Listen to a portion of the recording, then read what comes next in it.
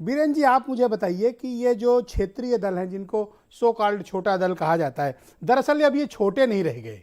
राजनीति में किसी को सत्ता की चाबी चाहिए, सत्ता तक पहुंचना है, तो ये लोग एक अनिवार्य सीढ़ी हो चुके हैं।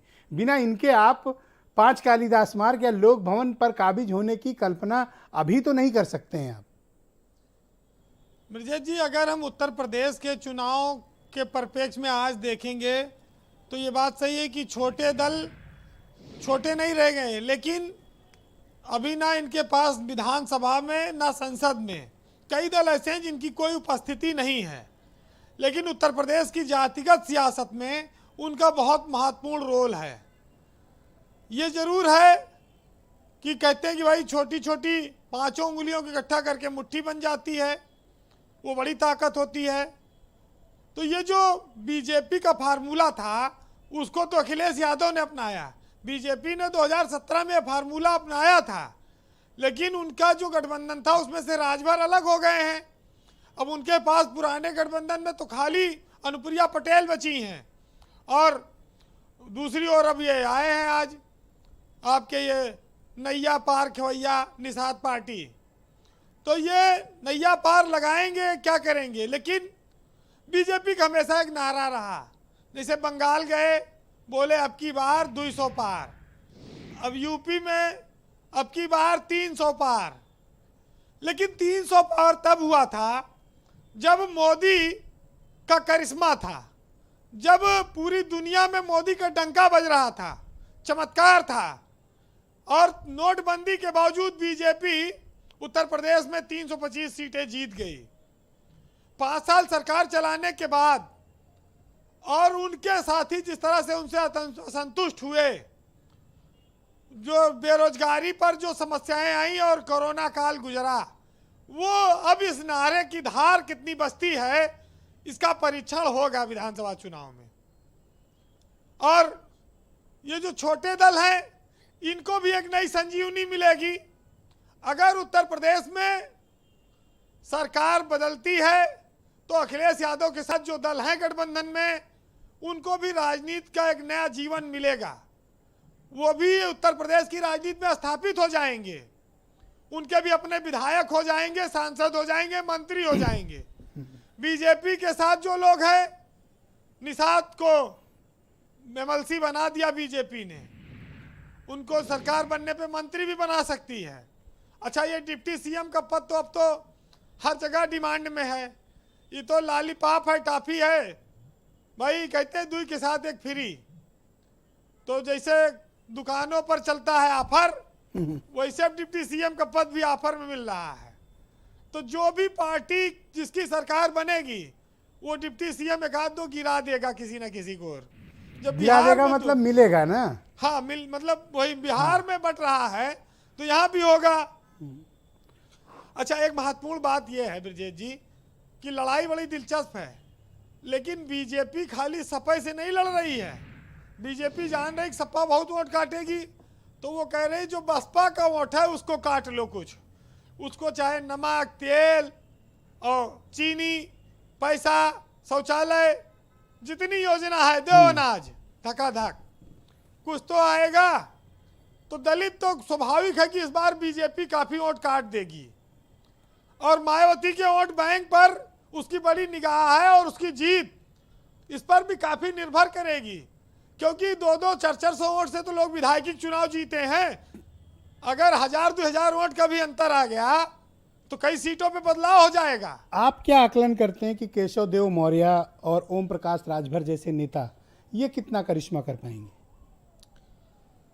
असल में राजनीति में एक चलन है कि अगर हमारे साथ है तो संत है, बहुत ताकतवर है, बहुत मजबूत, और अगर विरोधी के साथ चला गया तो ये बहुत गंदा था, दागी है, किसी लायक नहीं है, निकाल दिया। तो ये जो परिभाषा है जी, इसका सिर्फ एक उत्तर है, चुनाव का परिणाम। राजभर ने अपनी ताकत दिखा दी है, वो विधायकी जीत चुके हैं एक बार, और महान दल को दिखाना है।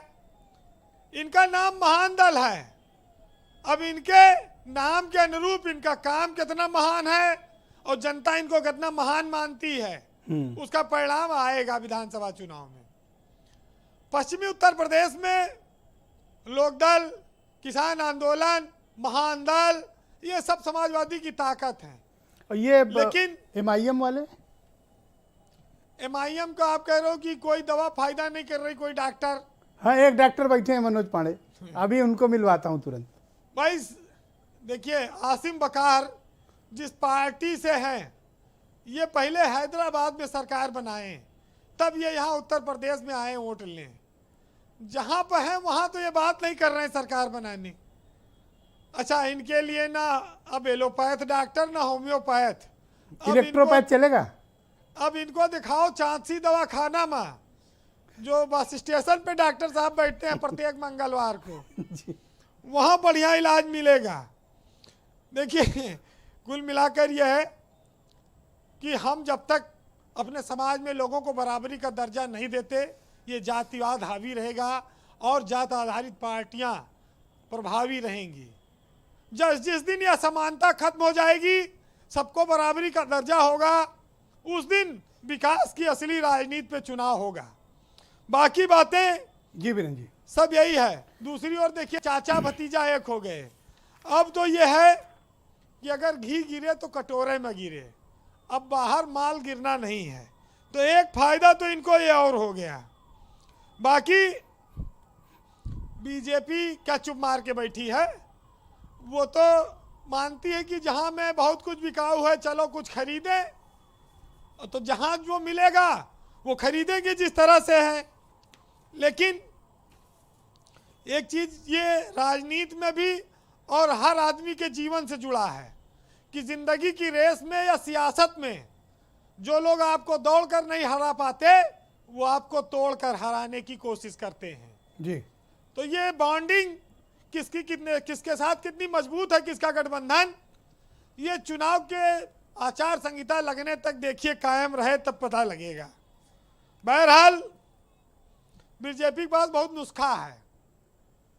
ब्रजेश जी एक बार चित्रगुप्त जी भगवान ब्रह्मा के पास गए और कहे कि भगवान, ये जो करवा चौथ पे 7 जन्मों में पति मांगती हैं औरतें, ये वाली स्कीम बंद कर देना चाहिए, इससे पृथ्वी पे बड़ा गड़बड़ हो रहा है। तो वो ब्रह्मा जी ने कहा, भाई क्या गड़बड़ है? बोले कि महिलाएं तो करवा चौथ में एक ही पति के 7 जन्मों की डिमांड करती हैं, लेकिन जो पति हैं इनकी डिमांड अलग रहती है। ये कहते हैं कि हर बार कुछ बदल के मिले, और इसकी वजह से कलेक्शन करने में नीचे बड़ी परेशानी आती है। तो ब्रह्मा जी ने कहा, भाई चित्रगुप्त जी, पृथ्वी पर जाओ, बीजेपी किसी नेता से समस्या का समाधान पूछो, हमारे पास तो नहीं है। तो चित्रगुप्त जी को बीजेपी के एक बड़े नेता मिले, तो उन्होंने समस्या रखी। तो उन्होंने कहा, इसका हल बहुत आसान है। जो महिलाएं 7 जन्मों तक एक ही पति मांगे, उनको खाली ये कह दो कि आपकी मांग पूरी होगी, ठीक है, आपकी डिमांड करेंगे पूरी। उसमें बस एक शर्त यह है कि अगर 7 जन्मों तक पति वही मिलेगा तो सास भी तुम्हें वही मिलेगी। देखो, डिमांड अपने आप खत्म हो जाएगी। बड़ा गजब का नुस्खा दिया। तो हर मर्ज की दवा बीजेपी में है। बहरहाल जी वीरेन जी, कंक्लूड सियासत में जी कोई चीज अस्थाई नहीं है। कोई किसी के साथ है, कोई किसी के साथ है। लोग कहते हैं खरीद हो गई, फरोख्त हो गई, बिक्री हो गई, दारू चल गया, मीट हो गया, पैसा चल गया, चुनाव के दिन गड़बड़ हो गई। ये बहुत पुरानी व्यवस्था सुनते रहे हैं आप। तो उसी पर आज 4 लाइन सुनाऊंगा कि सब कुछ बिकता है दोस्तों, रहना जरा संभल कर, और बेचने वाला हवा भी बेचता है गुब्बारे में डालकर। और सच बिकता है, झूठ बिकता है, बिकती है हर कहानी, और तीनों लोकों में फैला है, फिर भी बोतल में बिकता है पानी। बहुत बहुत शुक्रिया आपका वीरेन जी, बहुत बहुत धन्यवाद। बहनों भाइयों, आज के